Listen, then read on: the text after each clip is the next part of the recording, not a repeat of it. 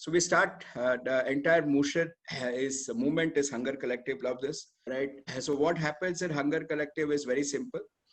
We have been asking for sponsors to come in, right? So a lot of students have sponsored. So every session is sponsored. You may not sponsor a session, but you can still donate 200 rupees and ensure that at least one family does not sleep hungry. Okay.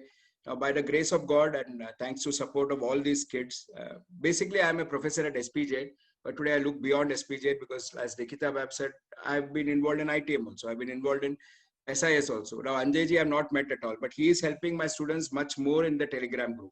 I hope the students who are listening, I'm making a public appeal. We should help Anjayji now, right? It is high time that I'm going to call him after this class and get his list of customers, potential customers, and I'm taking it personally as a drive to help him because he's helping so many people. So please understand the entire thing. This is again given by one of my dear colleagues from MBA, right, Gani. He gave it to me, say, put a disclaimer clause. Sometimes I may say things which tends to hurt, right, persons, or more importantly, which may tend to hurt business. So for example, today I will say something about RBI, which maybe be taken in the wrong sense. So that is why this disclaimer clause. Yes, today I always start by thanking my teachers, my mentors. My mentor is Dr. Shrikant. Dr. Parimal Marchand, all of you all know. Those students who do not know Parimal Marchand, sir, is my current boss. And I always value my relationship with people. And SPJ students, I keep saying students, but they're super achievers. They're super achievers. And of course, my respected teachers. And all the videos, please note parents, Gajanan sir asked me, where are the videos? The videos are always there on YouTube Menon Mantras. So you can go and access any video you want on Menon Mantras. It's free of cost. Yes, today's knowledge partner is my wife, Mrs. Reshma Menon. She has helped me gather knowledge. She teaches economics. She's an MBA, MCom. So I started discussing, and then I realized there is a gap in what we teach and what is the actual thing. So then we just discussed that. Of course, as always, I'm delivering. I'm the front end, but the back end is my wife. So slides have been prepared by her. The gap of financial literacy. But before that, lovely slide. This picture haunts me. I appeal to everybody, not for sponsorship. There are students here. So even if you can give 200 rupees, I'll be happy. Right. This is, you can take the details from all your teachers here at Menon. Right. Even 200 rupees, if you can, and if you wish to, please donate. So these are two colleagues, I call them sisters, who have introduced me to this lovely movement.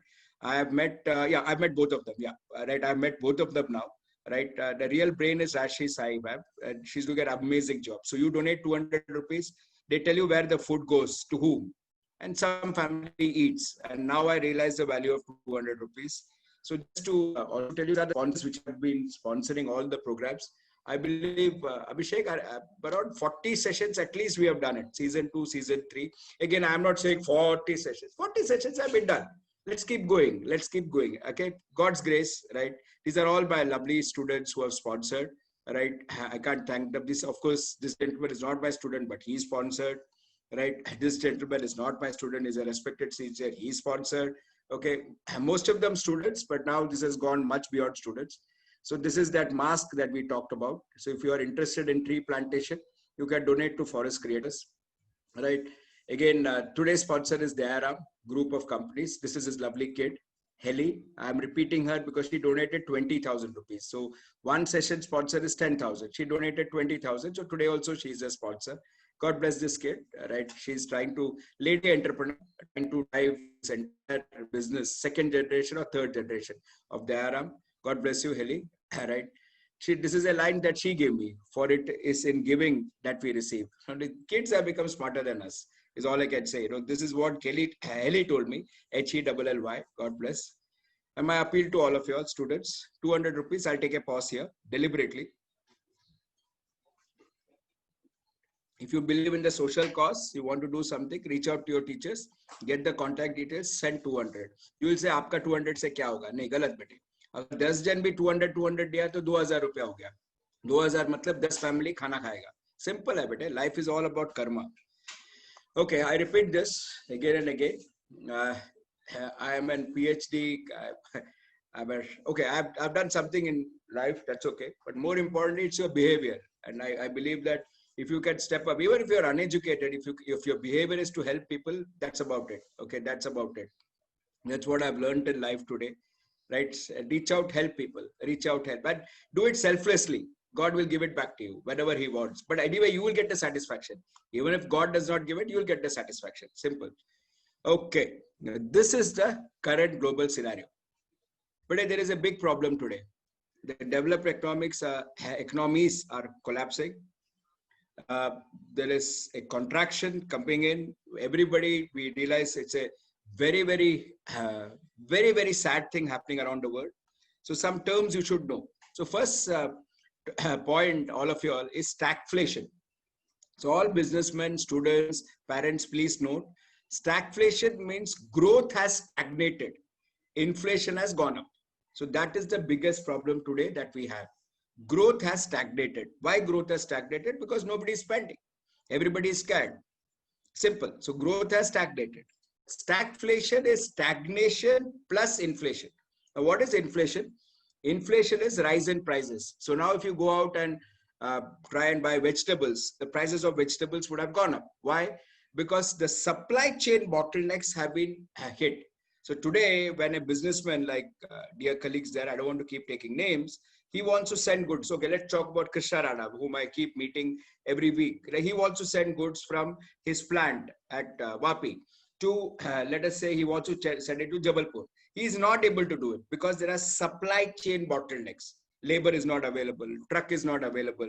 So that is why what is happening is prices are going up. So one frequently used term that we should know now is, oh my God, we are facing stagflation. Growth has stagnated, inflation has gone up. Second thing that you should notice, misery index. The misery index is also going up. What is misery index? It is unemployment rate plus inflation. So what is misery? Misery is unhappiness. So what is causing that misery? Unemployment. People have lost jobs. Or, with due respects, somebody who's used to earn 50,000 rupees per month, the boss says, I can pay only 20,000. Or you go. That's also called as disguised unemployment. So yeah, everybody, each one of us, right, have faced pay cuts. Each one of us, in fact, I think those who have got pay cuts, they are lucky because most of them have lost jobs. They've been asked to go. He said, okay, thank you very much. Yeah, pandemic, please stay at home. Now this is called as misery index. Unemployment plus inflation going up. Third term you should keep noting is moratorium. What is moratorium? Moratorium basically means freeze on payment. So when you read the newspapers, and these are not in the textbooks, all business people, all students, business people, parents should note. What is moratorium? Freeze on payments. So Anil Menon here has a housing loan. He is supposed to pay monthly installments. RBI says, no problem, Mr. Menon, don't pay for 3 months. We know it's a very terrible situation. Moratorium is there. Now, what is the problem with moratorium is, now this is where the discussion becomes slightly technical. Genuine people who have money also, Harishji, are saying, okay, let us keep cash. So moratorium, unfortunately, what has happened because of moratorium is, Anil Menon, now please understand, Anil Menon could have paid the installment, but because he gets a moratorium, which he thinks is good, actually it is not good for him. He just keeps the money and says, oh, I'm scared, yaar. Let me not pay the EMI. Right? Why? I don't know what will happen after 6 months. So let me keep the money. So moratorium, bete, is a freeze on payments, but it is not a permanent solution. It is a temporary solution, which has been recognized by RBI, Doc, in the last monetary policy, where RBI says, okay, I am not going to extend moratorium after 31st August. Why? Because they are sitting on cash. Companies which could actually pay also sitting on cash. That means what is really happening is now the worry is, okay, the money cycle is not moving. So RBI now says, moratorium we will not give. But after 31st, genuine borrowers, you can restructure your loans. But before we come to restructure, I want to tell all this August audience, the situation is so very bad. The situation is so very bad that initially moratorium was given to corporate people. Then they extended it to professionals. So what does it show? That the pain is not only in the corporate sector, it is trickling down. So why would a professional, I'm sorry, a doctor, I was talking to a very respected doctor, I would not name him. He said 40% down, business is down. What should I do? I said, sir, you do one thing, huh? Right? You do one thing. If you want, you take that moratorium. But I was surprised when he said 40% down. Healthcare. I always felt healthcare is going to boom in these times. Okay. Now, please understand. Now, in between, I made a statement for all those of you all businessmen sitting out there. Moratorium is bad because it is interest on interest. So, before I get to restructuring, please understand moratorium. Many of us feel that, oh, Anil Menon feels that, oh, I don't need to pay installments. Correct. But if I don't pay that installments, my interest gets compounded. Please remember this. So many of us are under the mistaken impression that moratorium, right, is something like free money. Please remember one basic thing in practical economics. There is nothing known as free money. If you get any subsidy, some taxpayer has paid for it. Please remember this. Some corporate guy who is working hard, he has paid his taxes. That is why we are enjoying the subsidy. So please understand, once again, moratorium means freeze on payments. Is it good practically? Yeah, if you need it, you are in a very bad situation. You need it, you should take it. If you don't need it, don't take it because interest gets compounded against you. So that money, I'm supposed to pay 10,000 rupees. I don't pay for 3 months. Let's say my outstanding is 1 lakh. And I have to pay 10,000 every month. 3 months I don't pay. 10,000 into 3, 30,000 rupees I have not paid. Now my outstanding loan is not 1 lakh. It becomes 1,30,000. This many business people have not understood. They think it is free money. Anyway, after August 31st, this has been restructuring. Moratorium is gone. But what was really worrying for me is, respected colleagues, when I read the reports, they said they have extended it to professionals. And I started wondering, my God, I thought the pain was only in the corporate sector. Now it seems to have trickled down also to professionals, chartered accountants. Oh my God, investment consultants. Of course, Hari sir is rocking as always. It's only when the things get tough, the tough people get going. But it looks like the pain is very high. Now what RBI is saying is restructuring. So fourth term, love you all. What is restructuring? Restructuring basically means, please understand this, reduction in principal. So one way of restructuring, we'll just discuss one way. If you are enjoying this, I'll do a class on restructuring for you all.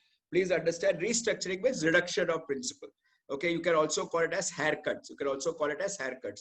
I know I also need a haircut, but haircut in the finance term means reduction in outstanding. Hey, Dheeraj sir, you are supposed to pay me 2 lakh rupees. Pay me 1,90,000. This is one form of restructuring. So 4 terms, come on, 4 terms. Stagnation and inflation. Misery index, inflation plus unemployment. Moratorium, freeze on payments. Restructuring, loan gets readjusted. The loan gets readjusted for genuine borrowers.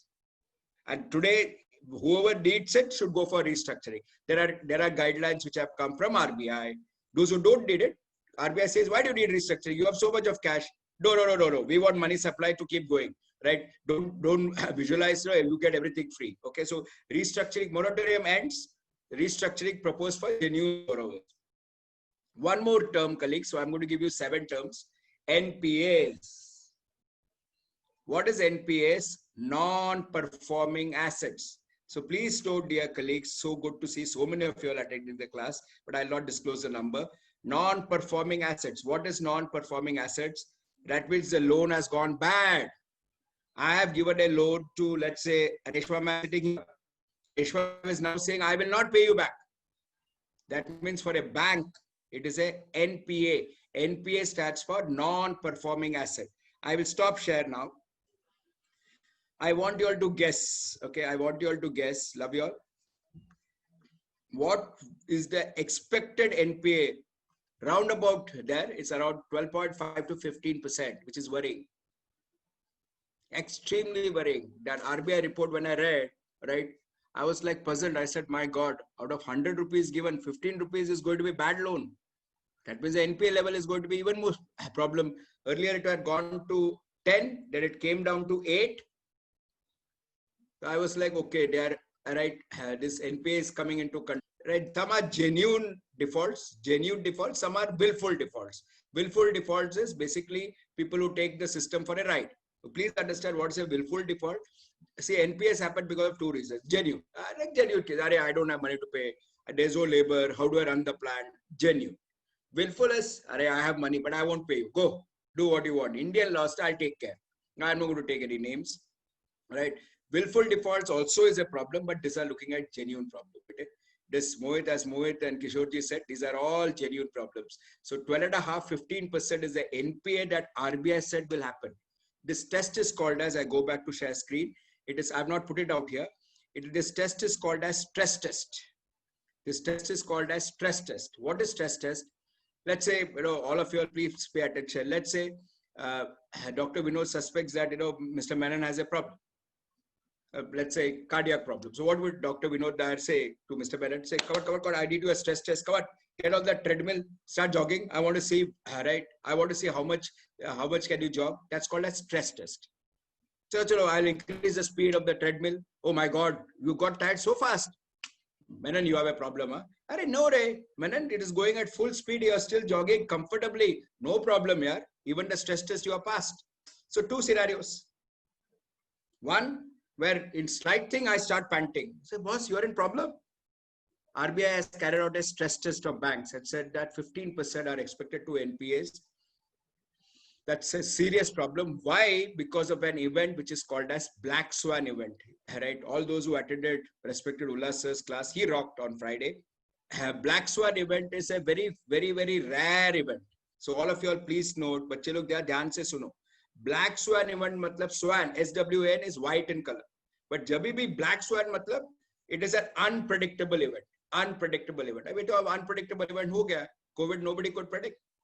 Expected NPA levels is going up to 15%, which means our financial sector is in trouble. Again, RBI is watching that.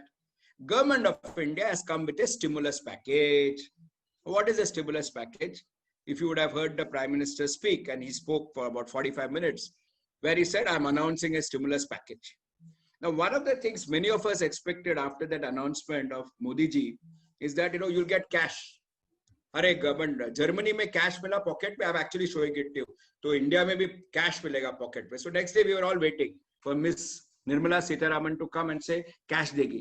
तो she made 5 announcements, she made 6 announcements, कुछ cash नहीं आया. And then everybody started saying stimulus is bogus, stimulus is bad. So what is stimulus? Stimulus is a steroid to awaken the economy, to keep pushing it. Now, see, you cannot compare India with Germany. You cannot do that. Because there's a very important thing, bache. As Indians, we don't like paying taxes. If you don't like paying taxes, for the business colleagues, MBAs here, the ratio is called as tax to GDP. One, I had actually said that very clearly. Day one, I had said that, there you cannot expect cash in India. Germany can do it. Black Swan event is very, very rare event, but when it happens, it is absolutely unpredictable. Stimulus is steroid, okay? India, you cannot expect cash to come in because the government does not have money. Why government does not have money? Please look around and you will find the answer. No discussion. Right now, if you ask somebody why you don't pay taxes, they'll say, what's the use of paying taxes? Our roads are still bad. We still have to go by the Mumbai train. And again, the entire nonsense started. So why should we pay taxes? So it's a chicken and egg story. But I think this pandemic times organized. So let me understand. Let me give you one more example here. See, please understand, moment you move into an organized sector, it is expected that the tax collection will go up. So it is believed that, right? It is believed, not necessary. So as the country keeps developing and you have more and more organized sector, we expect the tax collection to go up. Just as an example, please don't take it against me. I travel by rickshaw, right? I give him 20 rupees. No, that's cash. He keeps it, he drives, he uses it to feed his family. God bless him. But I use an Uber.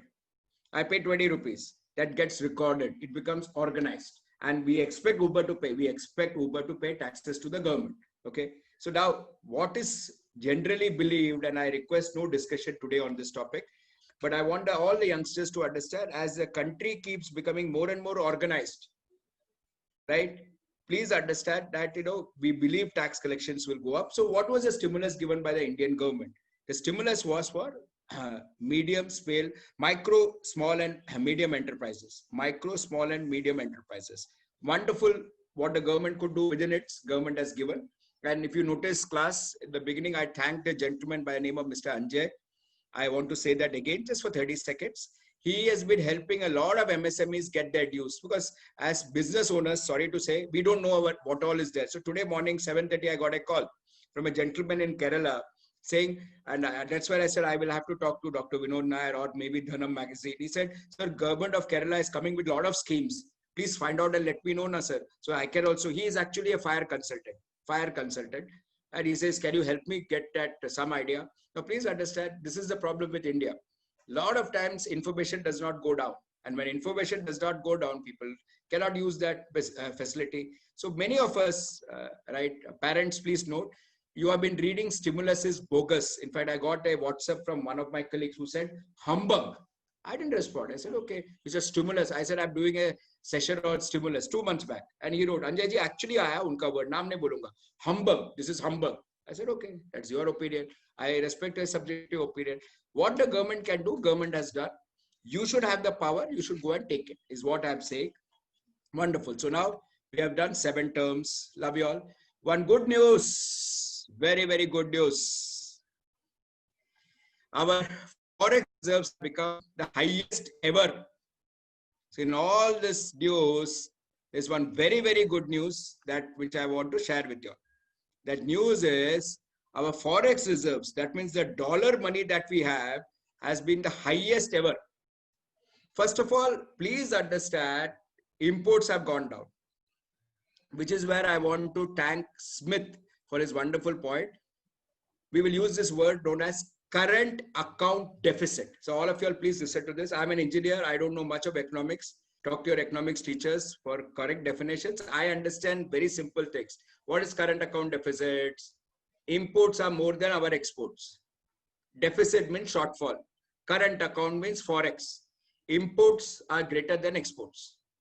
So now what has been said? Oh my God, imports have reduced. Oh yeah, imports have reduced. But please also note, money does not come, Hardik, very good, but money does not only come from exports. Foreign exchange comes from foreigners investing in our country, which is called as FII, or you can call it as FPI. Again, those who have been smart, now listen to this very carefully.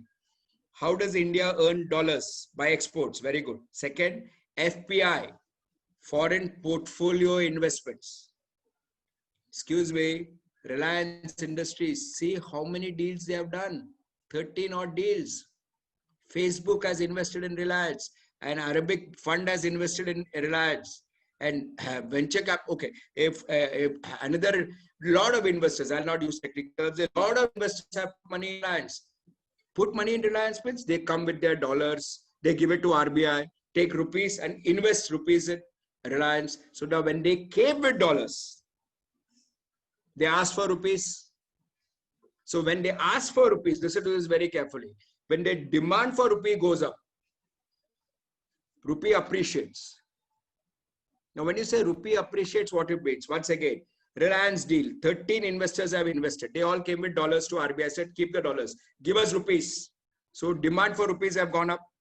Now, demand for rupee goes up means what? When demand for anything goes up, the price will go up. Rupee is going up. Now, please understand, what do you mean by rupee going up, rupee appreciating?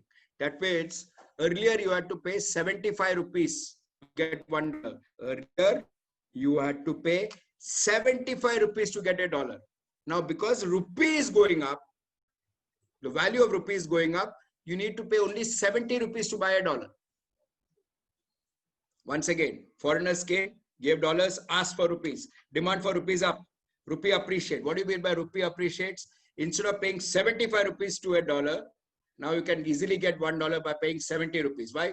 Rupee has become stronger. Excuse me. Looks good. But the problem with rupee going up, now look at the other part of the scenario. If you say that you can easily get $1 by paying 70 rupees, think from the other point of view. If you're an exporter and you export worth $1,000, so please understand, rupee moving from 75 to 70, rupee has become stronger. If you are an exporter and you export worth $1,000, earlier you used to get 75,000 rupees. Now you get only 70,000 rupees. So rupee becoming stronger is bad for exports. So please get this technical knowledge. Rupee becoming stronger. Arey yaar, earlier for $1,000 I got 75,000 rupees. Now I'm getting only 70,000. Forget yaar, I don't want to export. That is why to prevent rupee, Abhishek, superb. To prevent rupee from appreciating, RBI is continuously buying dollars. And that is why our forex reserves are going up. So once again, why forex reserves are going up? Very good answer. Imports are lower. Some imports being lowered, very good for the country. Some imports going down, I'm not sure. FPIs, foreign portfolio investors. Third, RBI buying dollars and creating a reserve. And now what RBI is saying, we need that reserve. Tomorrow will there be another problem, right? We can use these reserves. We can use these reserves. Excuse me. Why RBI is doing it is RBI wants to promote exports. Wonderful example now from Hardik. RBI is also saying, no, don't worry. We will not let the rupee appreciate. Don't worry, okay? Mr. Hardik, Mr. Exporter, don't worry. We will not let the rupee appreciate. All right, you export worth $1,000, you will get 75,000 rupees. So RBI is creating a demand for dollars. And that's how our forex reserves are going up. All right, please also note there's one more term. Okay, there's one more term, FDI. So FPI is foreign portfolio investors. Okay, now that is just investing in shares. Another term is FDI, foreign direct investment. So we'll learn some new terms now. Foreign direct investment. What is foreign direct investment? Are aake plant lagata hai idhar. They actually set up a factory here. That is foreign direct investment. So foreign portfolio. Portfolio is shares. Please understand the technicality. Portfolio is shares. They can sell anytime and go out. Foreign direct investment means they come and set up a plant here. Volkswagen has done it. They have set up a plant here. A lot of companies are doing that. That's a very good point. Acha, one last query I want to ask you all. Now that we have got very much advanced into this discussion, can you tell me how else India earns a lot of foreign exchange? We call it as remittances, NRIs. Remittances, India is the highest in the world. NRI is sending back money to the country. It's a very big thing. It's called as remittances. And India is the highest in the world. We have beaten China hollow there. So Chinese NRCs and non-resident Chinese, sending back money to China is less than NRIs. So that person who is sweating in Saudi Arabia under the sun, or that farmer who has migrated from Punjab right to Canada, sending back money to India is helping Indians foreign exchange. So one, FPI flows, dip in crude oil prices. Now again, I repeat, some of you will say, so crude oil prices have decreased globally. India में तो petrol pump में price ज़्यादा है. मैं वापस बोल रहा हूँ. Government is collecting taxes. सही है गलत है वो मुझे नहीं बात कर रहा है. Government says I need that money, so I'm collecting taxes. Okay. Now if you want to know सही है गलत है, you can read my article. I write for newspapers. You can read my article, but I will not like to impose as a teacher my personal opinion when I teach. Import savings, very good. FDI flows has gone up. Geo is the rock star. I love it. Dip in gold imports. Thank you very much.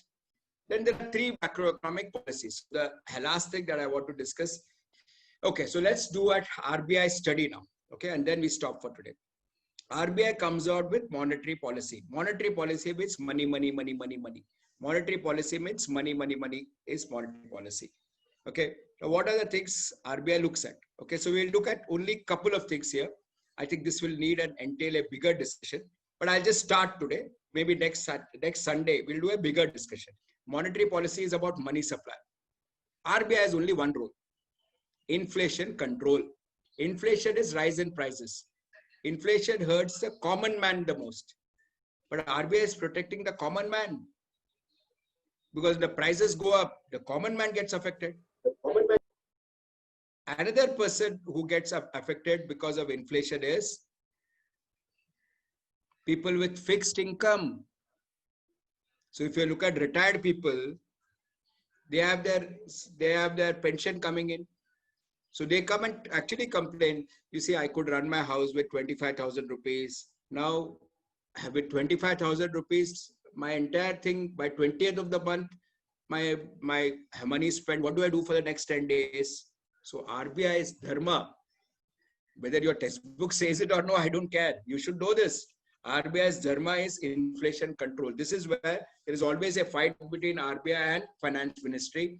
I will call Harish sir. We'll have a discussion next time on that. It's not to say who is right or wrong, but I believe one thing very clear. RBI's dharma is inflation control. What is inflation? Inflation is rise in prices. Why that is a dharma? Because that hurts the common man the most. Okay.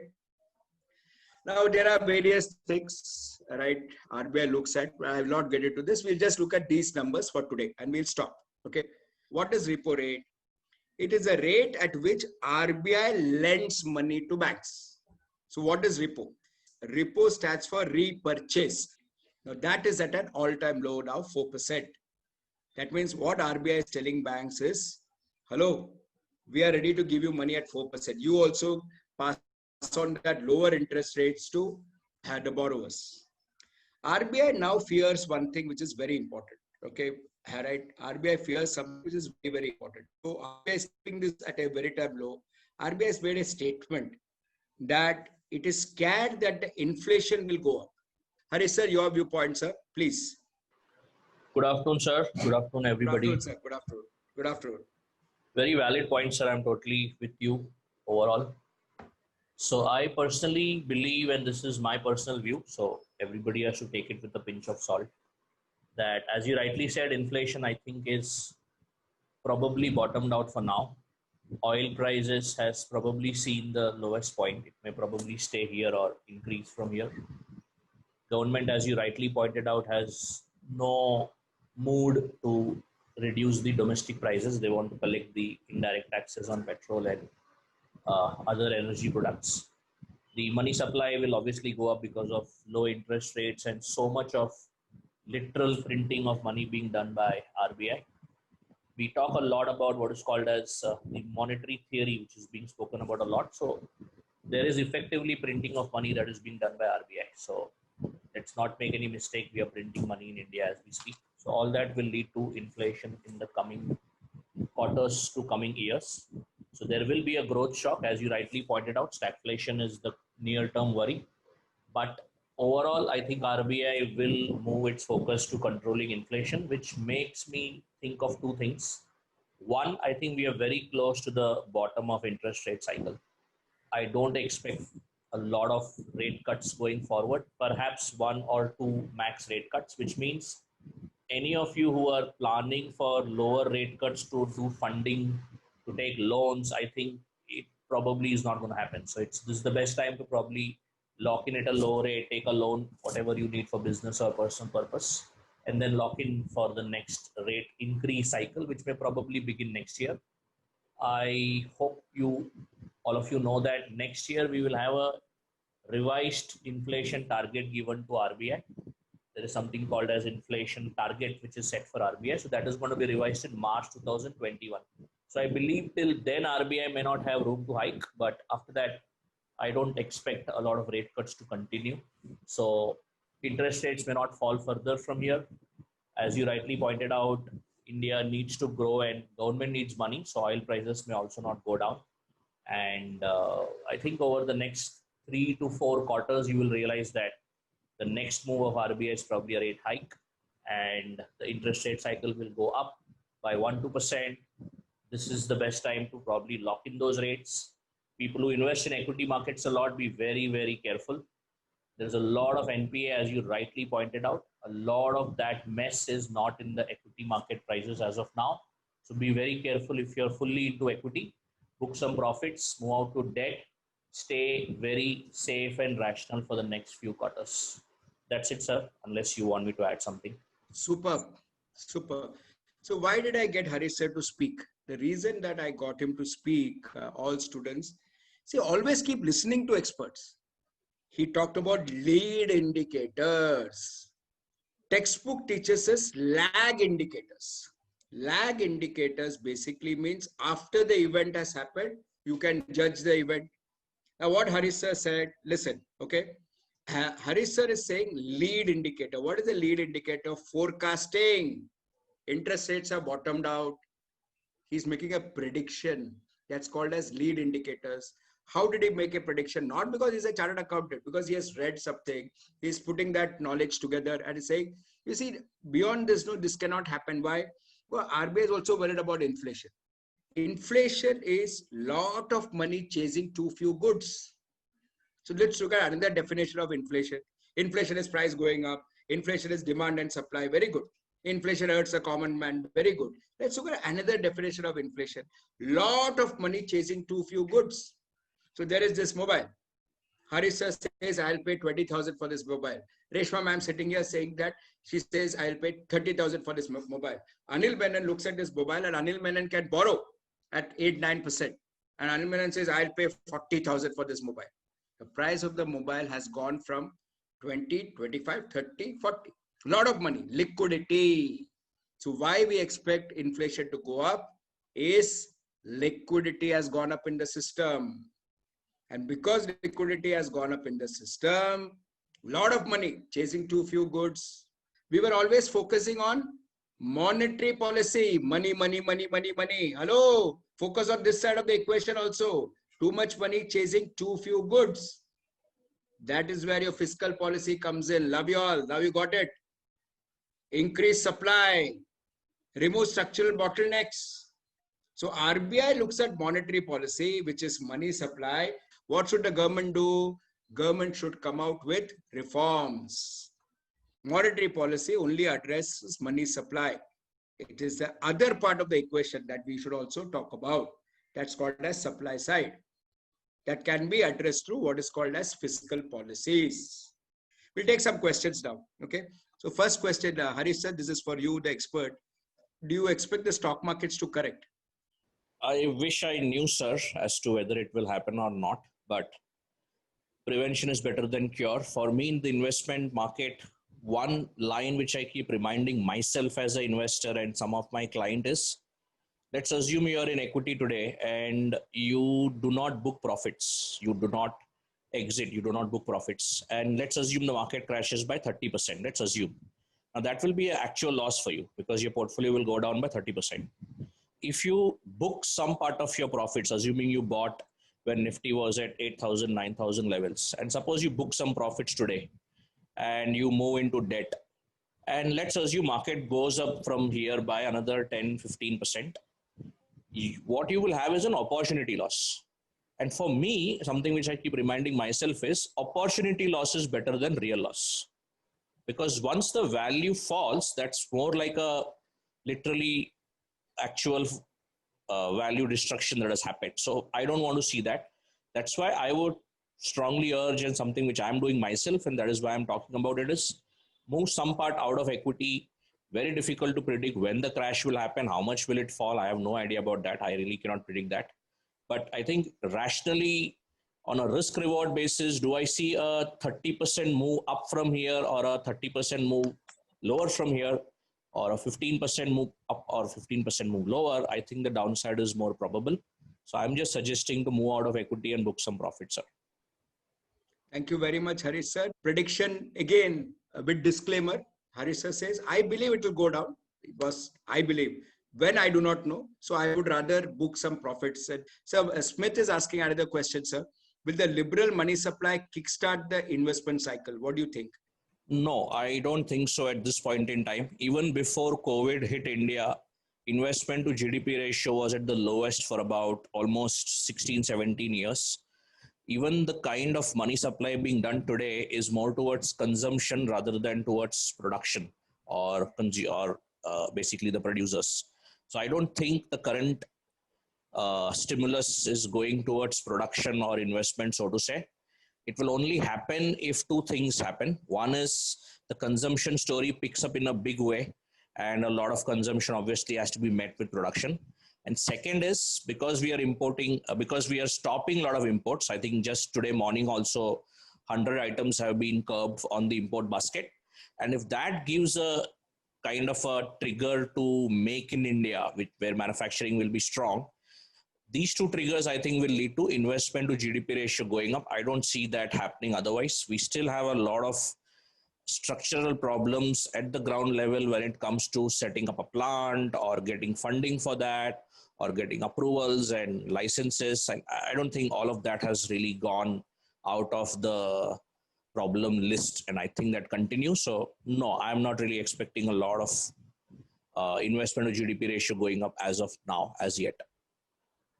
So Harish's prediction, again, please note a prediction is a subjective opinion. This is not textbook, okay? And Harish sir, with due respect, is not God. What Harish sir says, and Smith is immediately thanked, he believes that lower interest rate is one thing. Getting labor, getting land, these are a lot of things, getting land, buying land, setting up things in India, very difficult. So, okay, interest rates have gone down is good, but government has to come out with some more reforms. If that happens, things will go up, okay? What are the most common disadvantages of inflation? I'm from 12th standard. Okay, so one, I'll take this, Harish sir, because quickly I'll answer this kid. All right, Shreya, inflation, the worst thing that is happening is, as I said, it hurts people with fixed income the most and the common man the most. But having said that, Shreya and class, some amount of inflation is necessary. So Shreya, the opposite of inflation is prices coming down. That is deflation. All of us will feel very good. Wow, deflation is good for a country. Excuse me. Some amount of inflation is necessary. If deflation is going to happen, prices are only going to come down. Japan, very bad situation. We as Indians, we say deflation, prices going very good. No, if prices keep coming down, we have an effect which is called as spiraling effect. What is spiraling effect? Now listen to me carefully. Deflation means prices going down. I'm going to buy this cup. I'm about to buy this. Harish says, wait. Why are you buying it for 10 rupees? You will get it at 8 rupees. Deflation. So I go back. I trust Harish sir. Now, moment I go back, demand has gone down. Supply is there. Prices come to 8 rupees. Now I'm about to buy it at 8 rupees. Harish sir again comes and says, Menon, I told you now prices will go down further. Wait, Baba, it will become 7 rupees. And now I trust Harish sir. I'll say, okay, wait. Now again, supply is same. Demand has reduced. Price will have to come to 7. It's called as deflationary spiral. So Japan is in a deflationary spiral. Japan has its own set of problems. Love you all. The more you read, the more you understand, wow, this is a very logical subject. Please understand, dear colleagues, Japan has had 2 problems. One is aging society. Second, read it for next time. Deflationary spiral. My last question to the expert. Why are gold prices shooting up? Is there a downfall in gold prices expected? So this is traditional economics. There is an inverse correlation between dollar value and gold prices. So US has been printing dollars like crazy since the COVID has hit them. So excess money supply results in value of dollar falling. There is always an inverse correlation between value of dollar falling and prices of gold. Second, there is an overall investment sentiment shift that some investors are showcasing, which is flight to safety. So because there is uncertainty about a lot of things, a lot of money is going into gold, which is supposed to be a safe haven, something that will probably not depreciate in bad times. So these are the 2 primary factors that is triggering gold price rise. One is printing of excess dollars, and second is flight to safety. Will it sustain? Current momentum is very strong, so I will not be surprised if it goes up by another 8 to 10% from current levels for sure. But again, asset allocation is important. So if gold is a very big part of your portfolio, time to gradually book profits, go into other asset classes, because a single asset class is never a good portfolio for long-term investment. That's it, sir. Superb, sir. Gold and dollar are supposed to be safe asset classes. My last 1 minute answer to this question. Harish sir rocks as always. Dollar so very good is a factor which is called as TINA factor. There is no alternative. So whenever the world is in crisis, Euro is in trouble. Japan, I told you, is in trouble. So one asset class people believe is safe and they buy is dollar. So why dollar is supposed to be very strong? Yes, biggest companies, right, strong power, political power, weapons also add one factor which is called as TINA factor. There is no alternative. Thanks to Harish sir for coming in and answering the expert questions also. Thank you, sir. Harish sir. Thank you all the participants. Thank you, sir. Thank you so much.